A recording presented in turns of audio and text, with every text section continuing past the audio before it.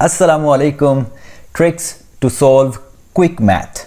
अगर आपने अप्लाई किया है पाकिस्तान आर्मी, पाकिस्तान नेवी या पाकिस्तान एयरफोर्स के किसी भी कोर्स में, तो जब उसका इनिशियल इंटरव्यू होगा या आईएसएसबी में इंटरव्यू जो होते हैं उसमें आपसे बहुत ज़्यादा क्विक मैथ के क्वेश्चन पूछे जाते हैं।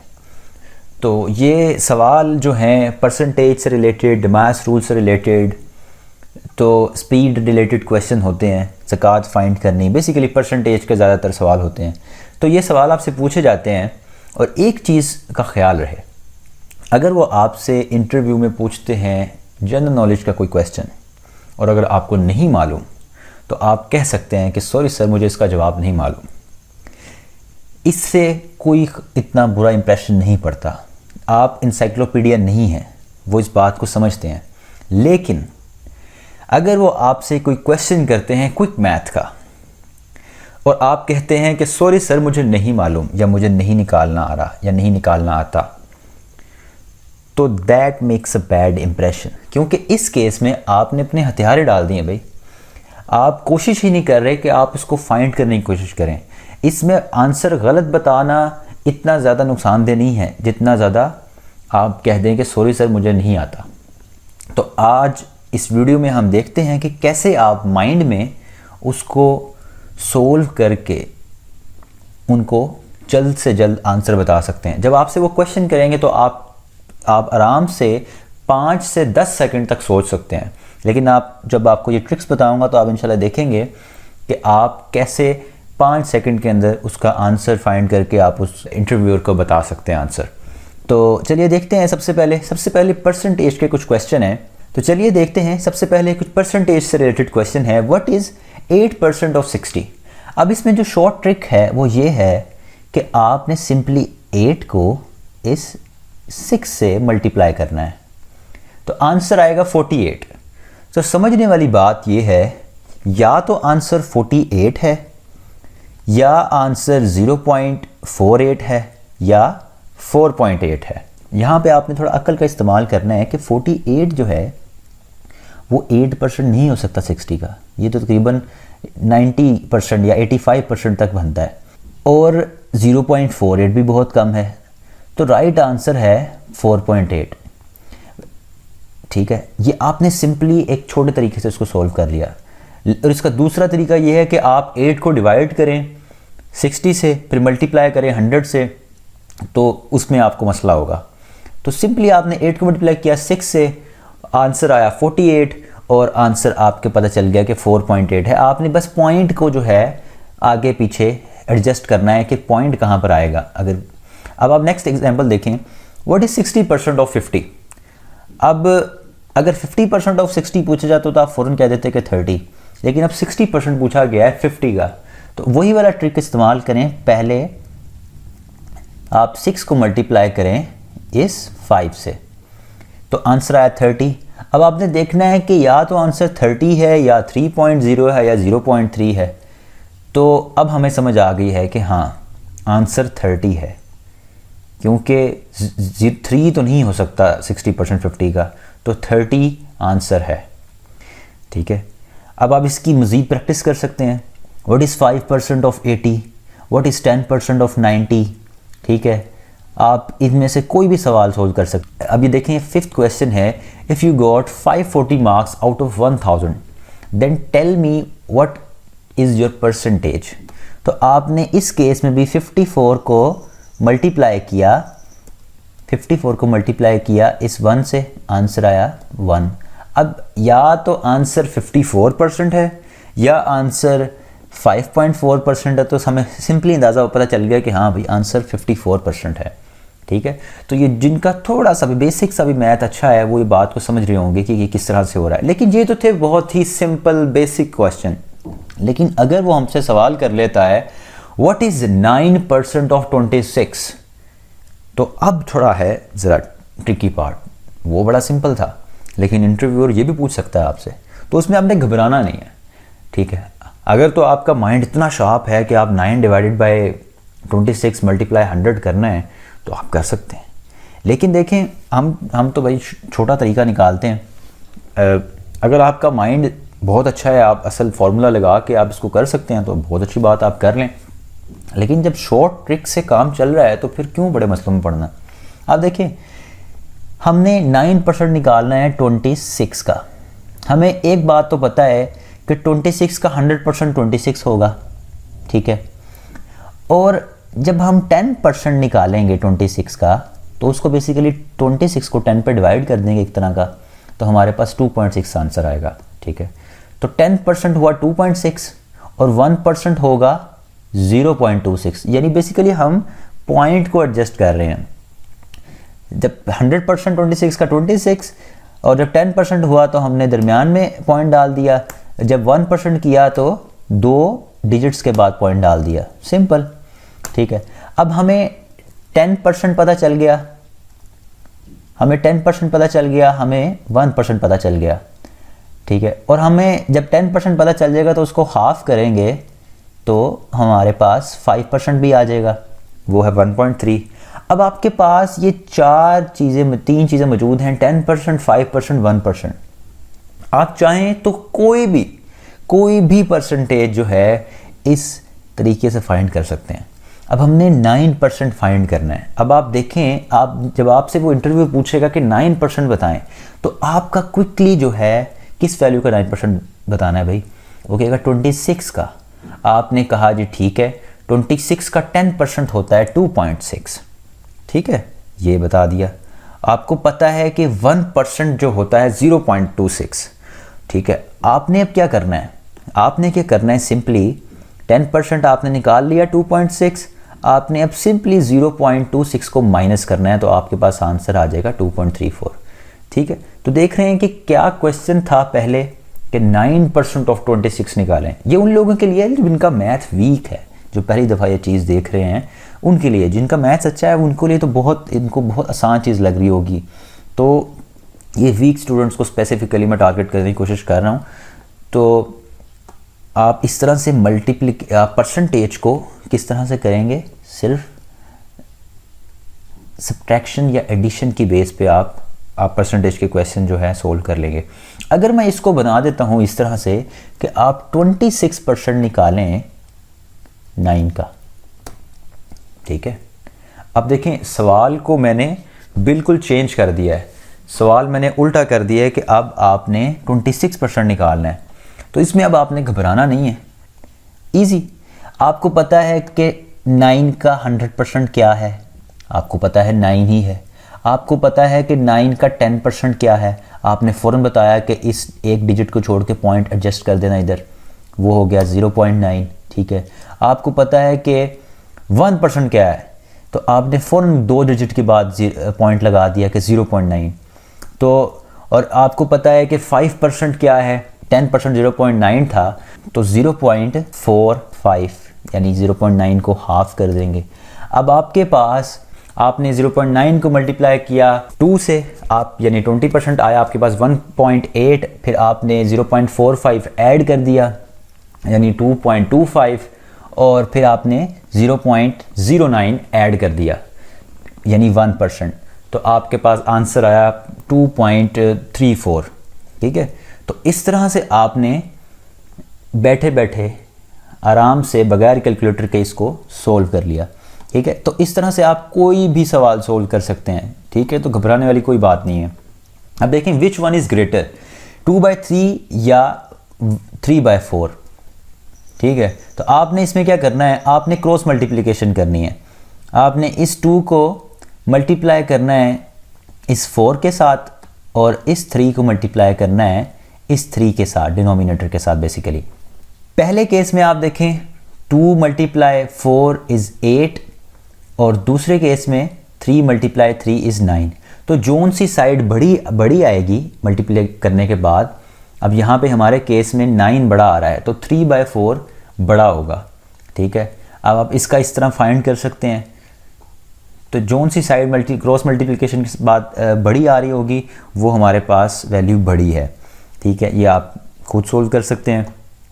और इसके बाद डिमास रूल। अब डिमास रूल जिनका मैथ वीक है, जिनका तो अच्छा है, थोड़ा सा भी उनको बेसिक मैथ याद है, तो उनको पता है कि सबसे पहले किसी भी इक्वेशन में डिवीजन की जाती है, फिर मल्टीप्लिकेशन की जाती है, और फिर एडिशन या सब्ट्रैक्शन की जाती है। तो इस केस में हो सकता है कोई देखे और कहे 2 + 2 is 4 and 4 divided by 2 is 2। तो आंसर 2 नहीं है, आंसर है इस डिमास रूल को यूज़ करके कि पहले आपने 2 को 2 से डिवाइड करना है, क्योंकि डिमास रूल कहता है पहले डिवीजन करो। ठीक है, आपने 2 से 2 को डिवाइड किया, 1 आंसर आया और फिर 2 ऐड किया, तो आंसर है 3। इसी तरह आप ये भी सवाल सोल्व कर सकते हैं कि 3 × 2 डिवाइडेड बाई 2। अब सबसे पहले हमने डिवीजन करनी है। 2 divided by 2 is 1, 1 × 3 is 3 and 3 - 3 is 0। अब मल्टीप्लिकेशन देख लेते हैं 2 डिजिट्स की। अगर आपसे वो कहता है कि ऐसा कुछ बताएं कि 44 × 5, तो 44 को आप इस तरह से मल्टीप्लाई करेंगे तो ज़रा मुश्किल होगा। हम इसको 2 हिस्सों में स्प्लिट कर लेते हैं कि 40 को अलग कर लेते हैं, 4 को अलग कर लेते हैं। आप 40 को मल्टीप्लाई करें 5 से, आप सिंपली करेंगे तो आपका 200 आ जाएगा। और अब फिर आप 4 को मल्टीप्लाई करें 5 से, तो आपके पास आंसर आएगा 20 और उसको ऐड कर लें तो 220 आंसर। इस तरह से आप कोई भी 2 डिजिट मल्टीप्लिकेशन कर सकते हैं। उसके बाद पोल्स के क्वेश्चन पूछ सकते हैं इंटरव्यू में आपसे। आपको वो कहते हैं कि 5 सेंटीमीटर या मीटर का डिस्टेंस है बेसिकली, या 5 का इंटरवल है, ठीक है, और आपको कहता है 30 का डिस्टेंस है, कुछ भी हो सकता है, और आपने बताने हैं कि टोटल पोल्स कितने हैं। ठीक है, तो आपका या तो ध्यान जाएगा इस तरह से कि ये 5 का इंटरवल है, ठीक है, और टोटल 30 डिस्टेंस है एक पोल से आखिरी पोल तक। तो आप देखें कि 5, 10, 15, 20, 25, 30, तो 5 का इंटरवल करके 30 का डिस्टेंस पूरा हो गया। हम अब पोल्स गिन लेते हैं, 1, 2, 3, 4, 5, 6, 7, तो आंसर है 7। अब हमने माइंड में इस को चलाना है, उससे बेहतर है हम सिंपली एक शॉर्ट सा फॉर्मूला जहन में रख लें कि डिस्टेंस डिवाइडेड बाय इंटरवल +1। आपके पास डिस्टेंस है 30, इंटरवल है 5, तो डिमास रूल क्या कहता है, पहले आपने डिवीजन करनी है। तो 30 डिवाइडेड बाय 5, 6 + 1 7, तो 7 आंसर, ये पोल 7 है।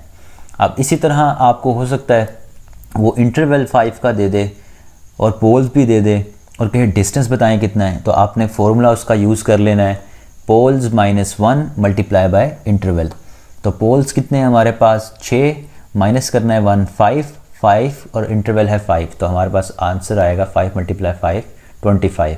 तो इस तरह से आप ये छोटा सा फॉर्मूला यूज़ करके आप अपने क्वेश्चन सोल्व कर सकते हैं ओरली।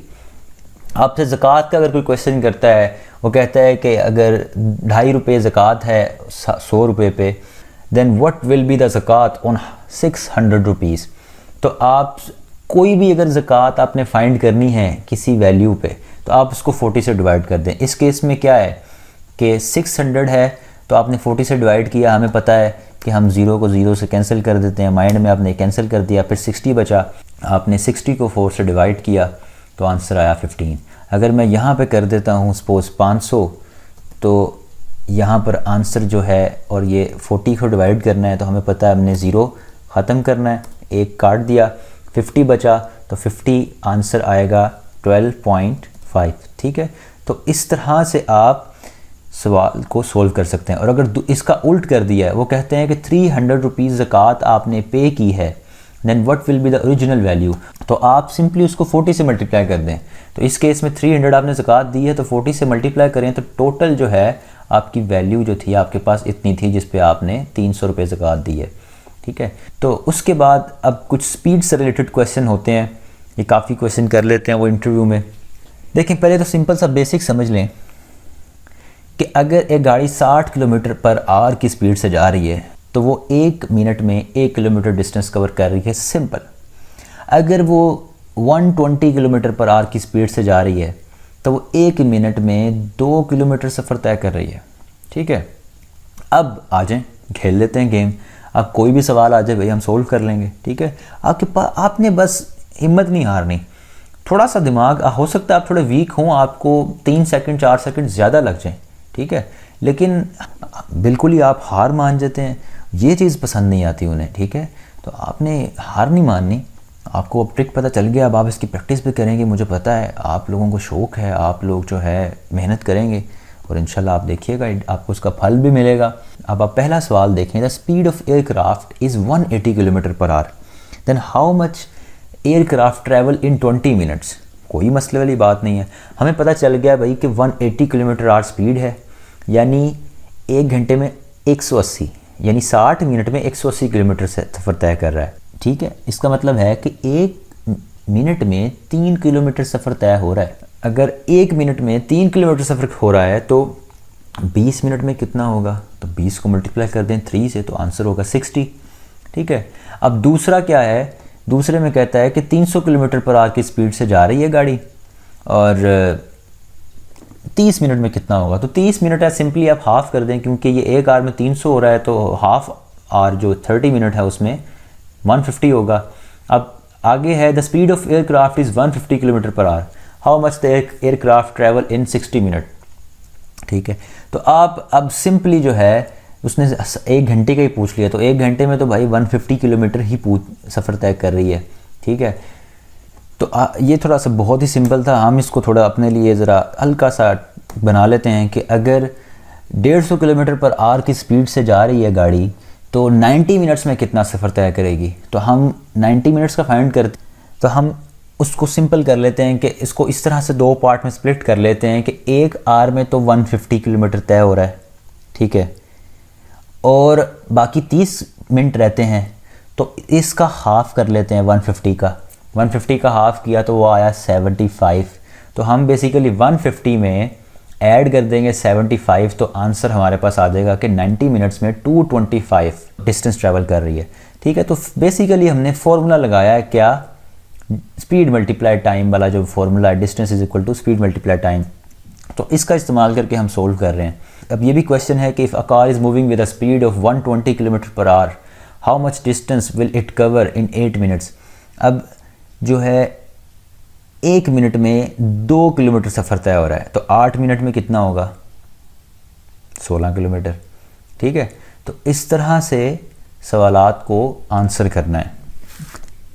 अब ये एग्स रिलेटेड क्वेश्चन होते हैं, वो आपसे पूछते हैं कि जी आपको दर्जन अंडों की कीमत बता देते हैं और आपसे कहते हैं कि आप 2 अंडों की कीमत बताएं, 6 की बताएं, 4 की बताएं, 3 की बताएं, 9 की बताएं, या 15 की बताएं, या 18 की बताएं। तो आप सिंपली इस छोटे से तरीके से ये फाइंड कर सकते हैं। वो क्या तरीका है, वो तरीका कुछ इस तरह से है कि आपको बताया कि 12 अंडे जो हैं 24 रुपये के हैं, तो आपने 2 अंडे की कीमत इस तरह से निकालनी है कि उसको 6 से डिवाइड कर देना है। 6 से डिवाइड क्यों कर रहे हैं हम, जिनका थोड़ा सा भी मैथ अच्छा है वो फ़ौरन समझ रहे हैं कि ये क्या गेम चल रही है। बेसिकली 12 अंडों को 6 हिस्सों में डिवाइड करें तो 2 अंडे बनते हैं, तो जब आप टोटल 12 की कीमत को 6 से डिवाइड कर देंगे तो 2 की कीमत आ जाएगी।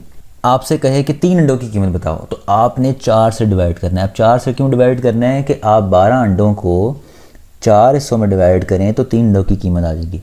ठीक है, तो 4 से डिवाइड कर रहे हैं।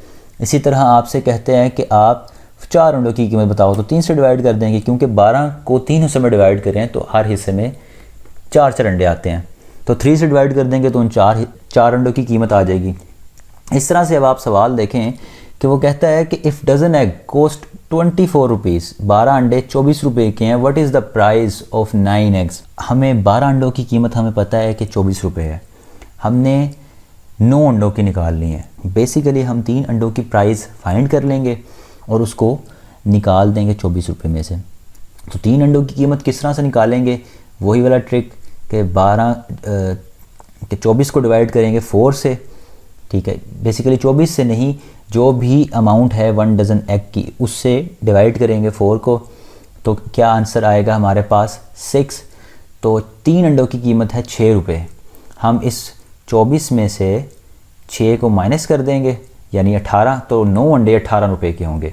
इसी तरह आप ये नेक्स्ट क्वेश्चन है, if dozen egg cost 24 rupees then what is the price of 8 eggs. अब आपके पास आपने 8 अंडों की निकालनी है, तो 8 अंडों की किस तरह निकालेंगे, 3 पर डिवाइड कर दें इसे।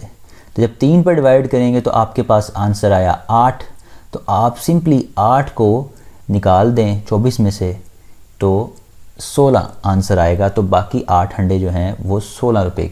तो ये कुछ क्वेश्चंस थे आपके सामने क्विक मैथ्स के, इंशाल्लाह आप इसकी ज़्यादा से ज़्यादा प्रैक्टिस करें। आप जितनी ज़्यादा प्रैक्टिस करेंगे आपके दिमाग के सेल्स उतने ज़्यादा खुलेंगे और आप उतना क्विकली इसको सॉल्व कर सकते हैं। मैं उम्मीद करता हूँ कि आपको इस वीडियो से इंशाल्लाह फ़ायदा होगा। इंटरव्यू में मैं सिर्फ आपको गाइड कर सकता हूँ, बाकी मेहनत आपने खुद करनी है। और अगर आपको वीडियो से कोई फ़ायदा हुआ हो, कोई बात अच्छी लगे, तो आप इसे ज़रूर वीडियो को लाइक करें, कमेंट में अपने व्यूज़ शेयर करें और चैनल को सब्सक्राइब करें।